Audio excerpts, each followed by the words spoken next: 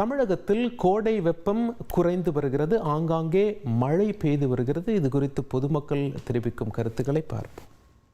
இது பருவகால மழை இல்லாம இந்த டைம்ல வெயில் காலத்துல மழை பெய்யுறது நல்லதா இருக்கு, குளிர்ச்சியா இருக்கு.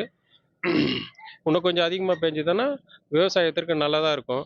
ஏரி, குளம் எல்லாம் தண்ணி நிறையும். நடுவில் சில மழைகள் வந்ததுனால இந்த வெயில் தாக்கம் கொஞ்சம் அதிகரிக்காமல் கொஞ்சம் கம்மியாக இருக்குது. அதனால பார்த்தீங்கன்னா இப்போ கோடை காலத்தில் மழை கொஞ்சம் சீக்கிரமாக வருதுன்றாங்க.